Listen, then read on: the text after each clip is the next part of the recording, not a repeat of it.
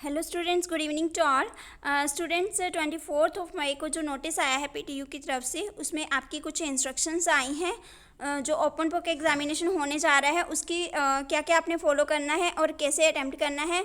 Last time भी ये mode हुआ था और बहुत सारे बच्चों ने थोड़ी थोड़ी छोटी छोटी मिस्टेक्स करी थी जो कि आपने नहीं करनी है, जिसकी वजह से कुछ प्रॉब्लम तो आती नहीं है बट आपका रिज़ल्ट बहुत डिले हो जाता है।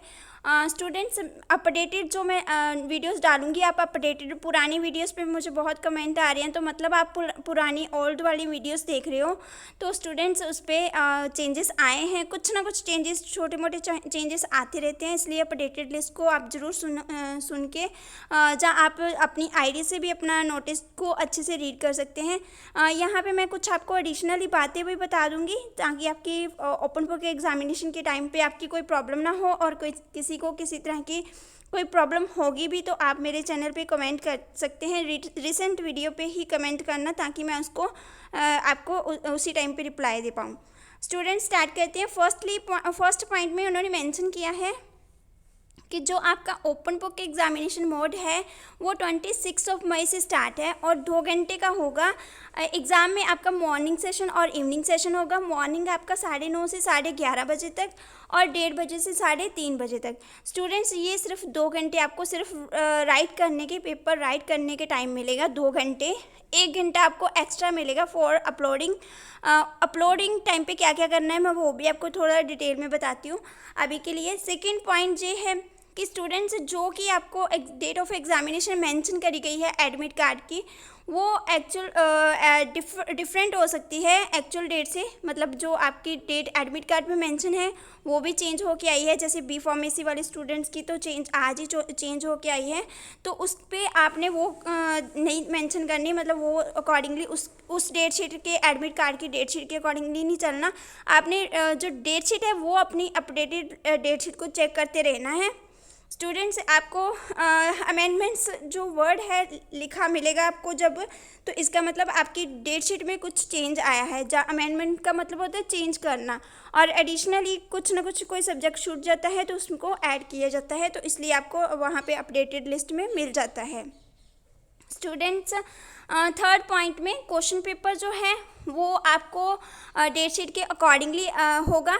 ऐसा नहीं कि आप बोलो कि मैम हमारा एडमिट कार्ड में ये डेट शीट थी और हमारी जो डेट शीट थी वो हमारी उस दिन पेपर एग्ज़ाम नहीं हुआ, हमारा एग्ज़ाम नहीं आया। तो स्टूडेंट्स, अभी से मैं आपको फाइनल कर दूं कि आपने अपनी डेट शीट को फॉलो नहीं करना। मतलब जो आपकी एडमिट कार्ड की डेट शीट है, जो एडमिट कार्ड की पे डेट दी है एग्ज़ाम की, वो आपने फॉलो नहीं करनी। आपने डेट शीट को फॉलो करना है जो अपडेटेड डेट शीट होगी। तो अपडेटेड डेट शीट मतलब कि आपने अपनी लॉगिन आईडी पे चेक करते रहना है। अगर कोई अमेंडमेंट आया है डेट शीट में तो उसको ज़रूर चेक करना है और उसको नोट डाउन कर लेना है कि वो एग्ज़ाम कब है आपका। ठीक है स्टूडेंट्स। और स्टूडेंट्स, एक और बात, यहाँ पे सिर्फ एडमिट कार्ड उनके आपको शो होंगे जिनका एग्ज़ाम फाइनल सेमेस्टर का है, प्रेजेंटली फाइनल में है। जहाँ उनका पास आउट स्टूडेंट्स हैं, उनका फाइनल का एग्ज़ाम रहता था, उन्होंने फिल किया था, उनका है।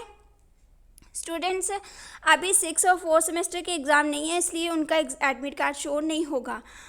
2 घंटे के बाद एग्ज़ाम की आपको जो जितने भी आंसर शीट हैं उनकी फ़ोटो क्लिक करके उसकी पीडीएफ बना के आपको अपलोड करना है 1 घंटे के अंदर। मतलब कि 1 घंटा आपको एक्स्ट्रा मिलेगा फॉर ये सारी प्रोसेस करने के लिए। और ध्यान से, ये मेरा पॉइंट बिल्कुल ध्यान से सुनना स्टूडेंट्स। आपने क्या करना है, जब आपने लिख लिया वो शीट्स की, आपने फ़ोटो क्लिक करके उसको आपने उसकी पीडीएफ बना ली। पीडीएफ बनाने के बाद स्टूडेंट्स, आपने उसको जब अपलोड करना है तो अपलोड करने से पहले अपनी पीडीएफ को ज़रूर चेक करना कि आपकी पीडीएफ में कंटेंट पूरा है, कंप्लीट है, कोई इधर उधर से कट तो नहीं रहा है, कोई वर्ड तो नहीं कट रहा है। वो चीज़ें आपने बिल्कुल ध्यान में रखनी है।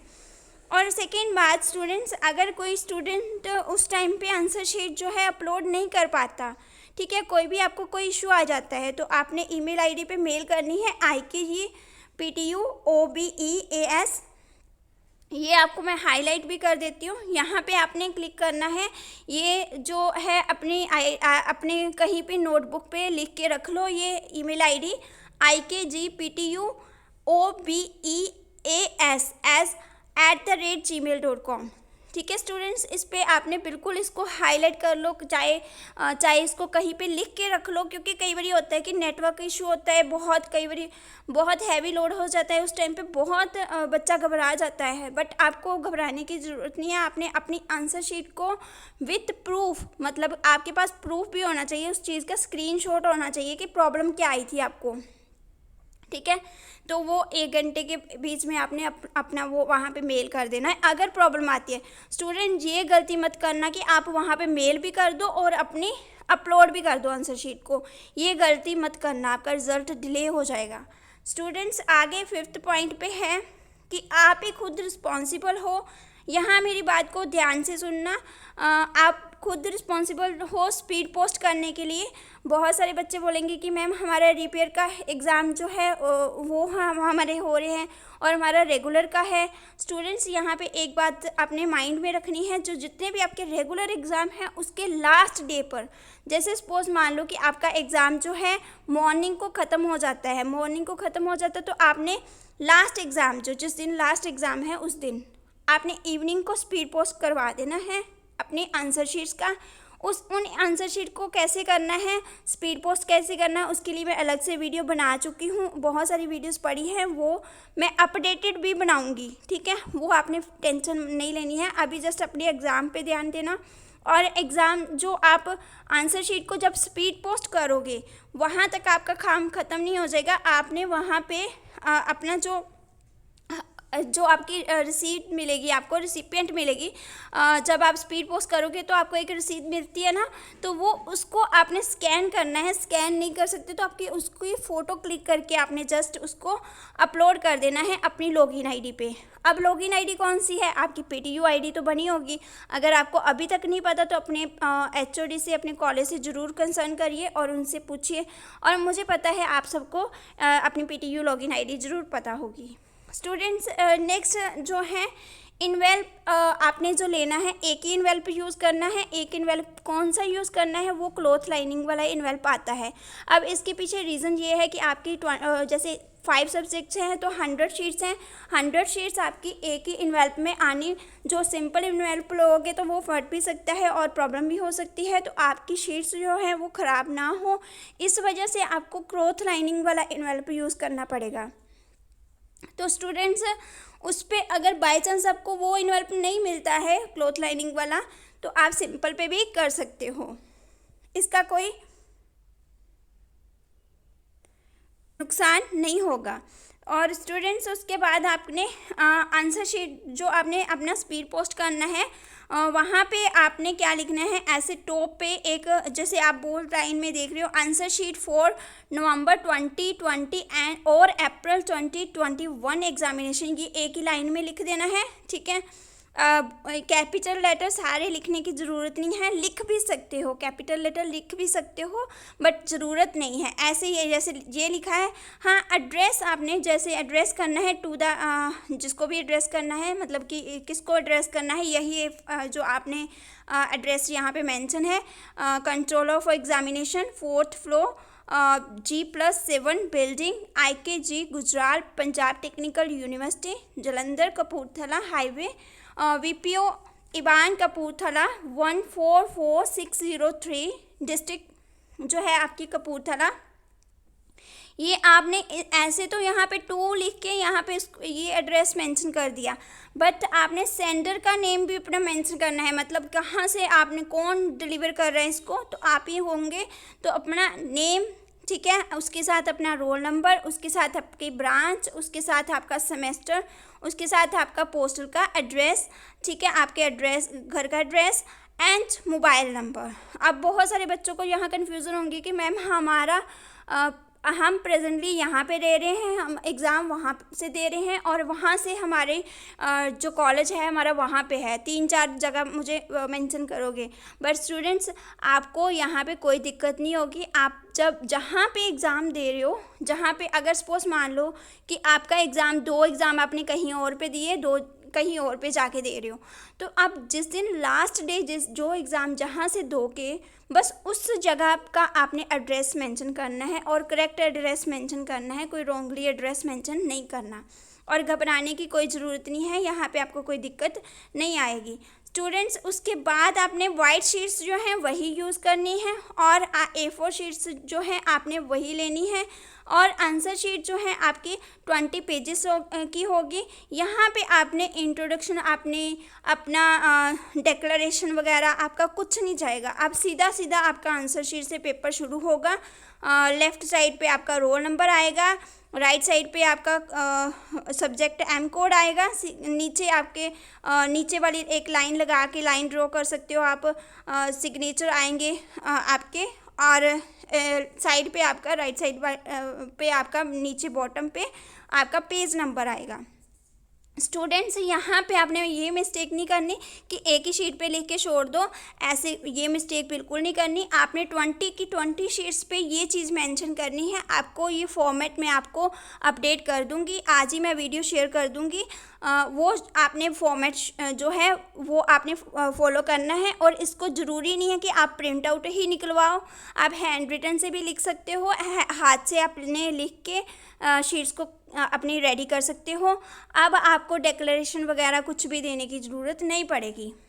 और स्टूडेंट्स क्वेश्चन पेपर जो होगा आपका, उसमें जो क्वेश्चंस होंगे आपको 8 मार्क्स के क्वेश्चन होंगे, मतलब 8 मार्क का एक क्वेश्चन होगा और आपके जितने भी 8 क्वेश्चन आएंगे, 8 क्वेश्चन होंगे, उसमें से 5 क्वेश्चन आपको अटैम्प्ट करने हैं। और स्टूडेंट्स यहाँ से आप मिस्टेक मत करना कि आपने आंसर शीट को कहीं पे आपने 1-2 ही शीट में कवर कर दिया आंसर, कुछ शीट्स को आपने 3 में कवर कर दिया, किसी शीट के लिए आपने 8 शीट्स लगा ली, ऐसी गलती मत करना। क्वेश्चन जो होगा वो आपका इक्वल मार्क्स का है, 8 मार्क्स का है, उसके अकॉर्डिंगली अपना क्वेश्चन जो है वो लेंथी रखना, एटलीस्ट 3 to 4 पेजेस का एक आंसर रखना। और स्टूडेंट्स उसके बाद हमारा आता है क्वेश्चन पेपर जो है वो आपका सब्जेक्टिव होगा, ये तो आपको पता चल गया होगा। ब्लैक पेन यूज़ करना है, ब्लैक बॉल पेन यूज़ करना है। यहाँ पे आपका जेल पेन इसलिए नहीं मैं आपको अवॉइड करती हूँ बिकॉज जेल पेन से कई बार इंक फैल जाती है, कई बार स्कैनिंग पर इंक जो होती है वो स्कैन नहीं हो पाती अच्छे से, ये दिक्कतें आती हैं। जब मैं प्रिंटर पे वर्क करती हूँ तो मुझे पता है ये दिक्कतें आती हैं, प्रॉब्लम आती है, इसलिए आपने ball pen black pen use करना है, बट बॉल ही करना है। अब यहाँ पे ब्लू भी कर लोगे तो उसकी कोई दिक्कत नहीं होगी बिकॉज आप जब स्कैन करोगे, जब फ़ोटो क्लिक करोगे वहाँ पे कोई दिक्कत नहीं आएगी, बट प्रेफरेंस जो है आपने ब्लैक पेन की ही देनी है। ठीक है स्टूडेंट्स। नेक्स्ट है कि स्टूडेंट्स कैंडिडेट जो हैं क्वेश्चन पेपर अपने घर से, हाँ स्टूडेंट्स यहाँ पे जो है आपने क्वेश्चन पेपर जो है अपने घर से ही देना है, A4 शीट्स पे। ये शीट्स आपको खुद ही परचेज़ करनी पड़ेंगी। बहुत सारे बच्चे बोलेंगे कि मैम ये आप हमें शीट कहाँ से प्रोवाइड होंगी, तो ये शीट्स आपको खुद परचेज़ करनी पड़ेंगी और अपनी हैंड राइटिंग में ही आपने वहाँ पे मेंशन करना है जो मैंने आपको बताया 4 चीज़ें, अपना नेम, अपना एम कोड, अपने सिग्नेचर और पेज नंबर। कुछ किसी भी स्टूडेंट को कोई अटैम्प्ट आंसर शीट जो है वहाँ पे अगर पता चलता है कि किसी और ने आपकी आंसर शीट लिखी है, वो कहाँ से पता चलेगा? आप बोलोगे कि मैम PTU कोई अंतर्जामी है, ये उनको पता चलेगा। तो स्टूडेंट्स PTU भी बहुत स्मार्ट है, उन्होंने अपने आगे जैसे टीचर्स रखे हैं वो यही चेक करते हैं कि जो बच्चे का ओल्ड पेपर था, आंसर शीट थी, उसके साथ हैंड राइटिंग, आपसे मॉक टेस्ट जो लिया जाता है उनकी भी हैंड राइटिंग मैच की जाती है, उनके साथ हैंड राइटिंग मैच की जाती है। तो ये चीज़ें बहुत ध्यान में जाती हैं, तो अपनी हैंड राइटिंग ही वहाँ पे लिखना करना। और जो पेपर है सोशल मीडिया पे अगर लीक हो गया तो वो आपकी बहुत बड़ी मिस्टेक होगी, आपका पेपर जो है कैंसिल भी हो सकता है, उस वजह से आपका UMC भी बन सकती है पेपर की इस मिस्टेक की वजह से। और ऐसी गलती मत करना और पेपर जो है बहुत ध्यान से देना। इक्वल मार्क्स हैं इसलिए 8 मार्क का क्वेश्चन है, तो स्टूडेंट्स लेंथी रखना आंसर को और क्वेश्चन को अच्छे से समझना, 1 नहीं 2 नहीं 3 बार एटलीस्ट क्वेश्चन को समझना, क्वेश्चन क्या है उसके अकॉर्डिंगली आंसर देना। ऐसे मत देख लेना कि हाँ अब ओपन बुक मिला है तो बुक खोल के फटाफट पेपर लिख दो, बस गया। ऐसी गलती मत करना, क्वेश्चन को 3 टाइम पढ़ना और उसके अकॉर्डिंगली पेपर अटैम्प्ट करना, ताकि आप जो है मेरे सारे स्टूडेंट्स जो जितने भी हैं PTU के मेरे अपने स्टूडेंट्स जिनको मैं पढ़ाती हूँ, और आप मेरे स्टूडेंट्स अब बन चुके हो क्योंकि मेरे चैनल के साथ कनेक्टेड हो चुके हो। तो स्टूडेंट्स आपको अच्छे से अटैम्प्ट करना है पेपर, और मुझे पता है आप सब पास हो जाओगे, बहुत अच्छे मार्क्स से पास हो जाओगे। बट अपनी नॉलेज को भी आपने अच्छे से गेन करना है। अपनी सब्जेक्ट नॉलेज जो है वो आपने ज़रूर रखनी है, उसको ऐसे नहीं जाने देना, वो भी ज़रूर रखनी है साथ में। All the best to all students and thank you for watching this video. Hope आपको समझ आई होगी। अगर फिर भी आपको कुछ डाउट रह जाता है तो आप कमेंट में मेंशन कर सकते हो। Thank you and all the best to my dear all students.